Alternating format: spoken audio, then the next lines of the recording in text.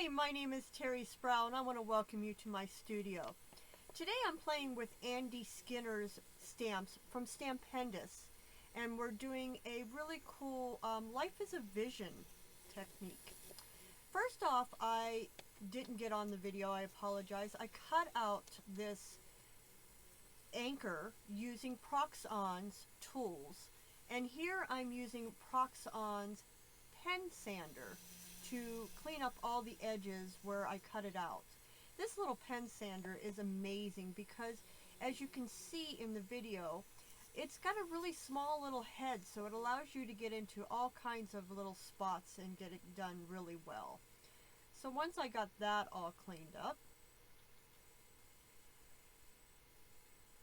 now I'm grabbing Andy Skinner's stamps from Stampendous called Industrial and Indian ink in black. I like to use Indian ink because it is a permanent ink, and I'm randomly stamping all over my anchor to give it a really aged look.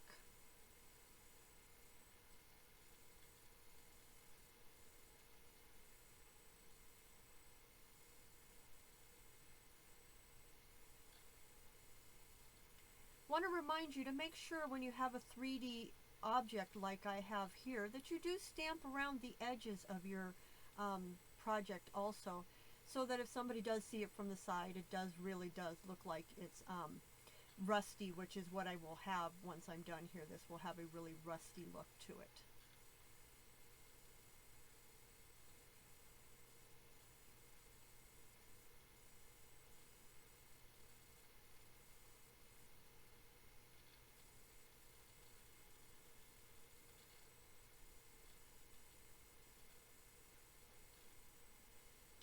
Next, I'm grabbing a bunch of chipboard pieces that I got from Gina's Laser Cut Designs, and the same industrial stamps from Andy Skinner, and again the same black Indian ink, and I'm stamping all of them to give them an aged look also.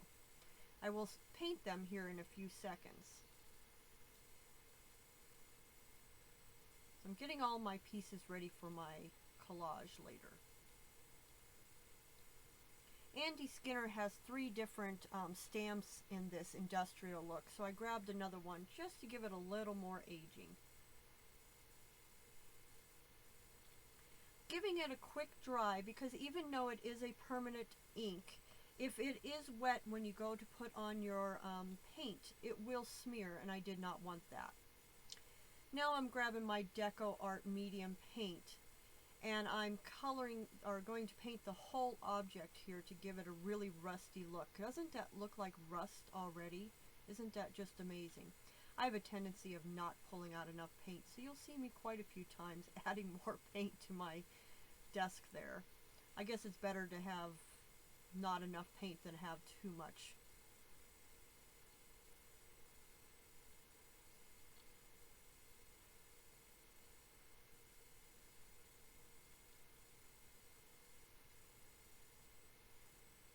And just like I stamped around the edges, make sure you paint around your edges, giving it a complete finished look.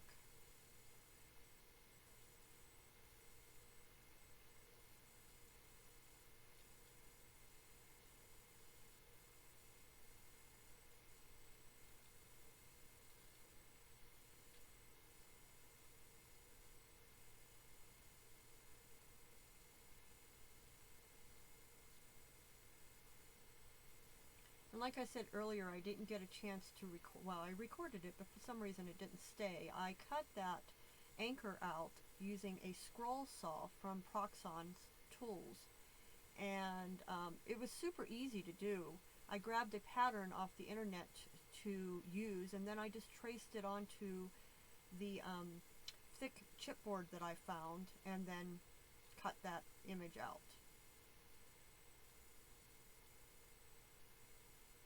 Next, I'm grabbing Deco Art medium metallic silver to paint my chipboard pieces, and most of them are gears, and I also had a light bulb in there, a little finger, and a what do I want to call that, a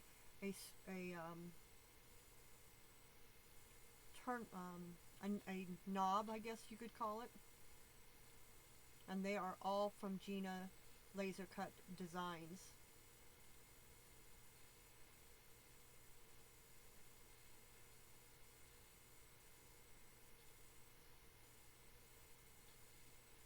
Now when I was stamping with the metallic paint is not as translucent as the paint that I used earlier. So I do end up going back over all of these pieces with the industrial stamps from Andy Skinner and stamping over them to give them that look that I was after. And you'll see me do that here in a few.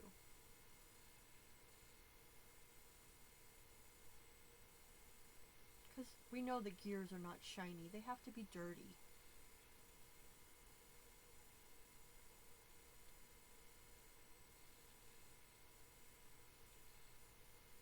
Here I grabbed some Faber-Castell Texture Luxe in gold and just did a couple of the pieces that I wanted to stand out a little more.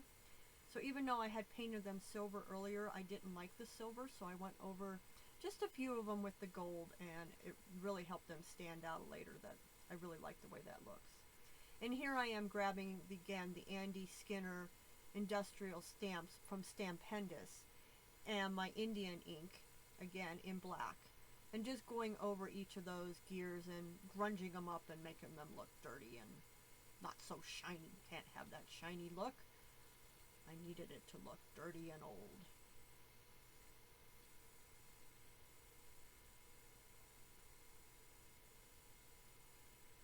And these stamps sure make it super easy for you to do. So if you like that look of having an industrial, old, marked up look like it's been around forever, you will just fall in love with these stamps. Here I'm grabbing some Rub and Buff in a patina, and I'm just going and adding it in just little sections to give it really an aged look. Because again, I have kind of a rusty look with the paint that I got, and that I love the look. But I wanted it just to look like it's been around for a really long time, so I got it all patinaed up. Really like the way this looks. And you do, it is Rub and Buff, so you put it on and then you buff it out. That's what I'm using the paper towel there to really buff it out and give it that agey look and that patina that it would get if it was out in the weathered, being all weathered. Love the way this turned out.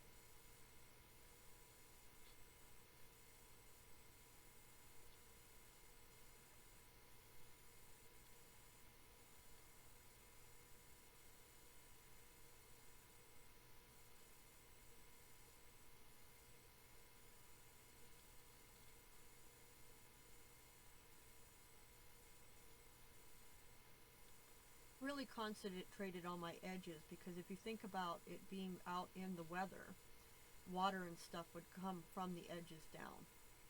Now I'm starting to build my scene to figure out how I exactly want all these pieces to lay on here. And I always do this first. I lay them out before I adhere anything down. That way if you don't like something, you can change it now. Once you put glue on it, sometimes you just can't change it. So always a great tip.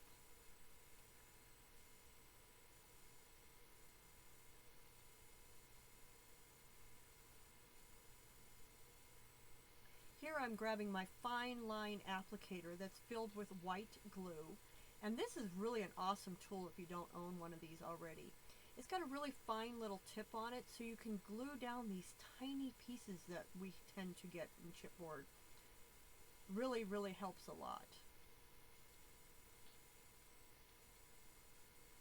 And starting to adhere down my gears and all of my pieces.